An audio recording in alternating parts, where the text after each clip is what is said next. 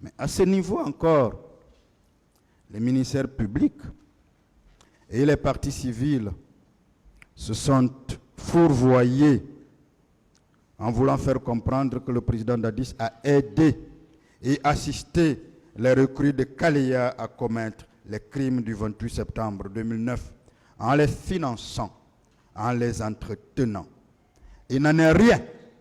Il n'en est rien. En réalité, ce n'est pas M. Gono Sangaré. M. Gono Sangaré, c'est parce que tout simplement M. Gono Sangaré était intendant à la présidence au temps du président Dadis et du CNDD et qu'il est supposé être proche du président Moussa Dadis Camara qu'on veut l'en vouloir. C'est uniquement pour cette raison que le ministère public s'est tout de suite empressé d'écrire au gouverneur de la Banque centrale. C'était pour avoir un sésame, indépendamment du rapport d'enquête internationale.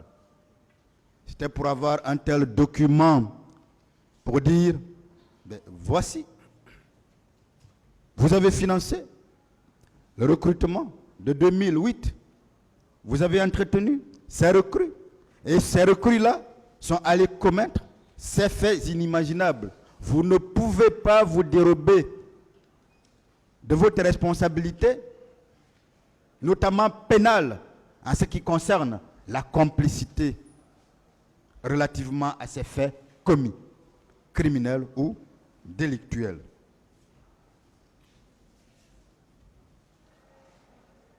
Mais puisque ces noms ont été prononcés ici dans cette salle par le commandant Aboubakar Diakité, ben c'était normal. C'était vraiment normal que ce soit pris pour évangile. Parce que quand ça vient de lui, c'est de l'évangile. C'est presque de l'évangile. Mais quand ça vient du président Moussa Dadis Camara, le ministère public fait la sourde oreille et ne bouge pas. De toutes les façons, il est plus sourd, celui qui ne veut pas entendre. Je l'ai dit, je l'ai déjà dit, je l'ai fait remarquer dans cette salle, Monsieur le Président, dans ce temple de Thémis. Mais comme je l'ai dit et fait remarquer encore dans cette salle d'audience, dans ce temple de Thémis, la vérité finit toujours par triompher. Parce que la vérité finit toujours par triompher. Elle suit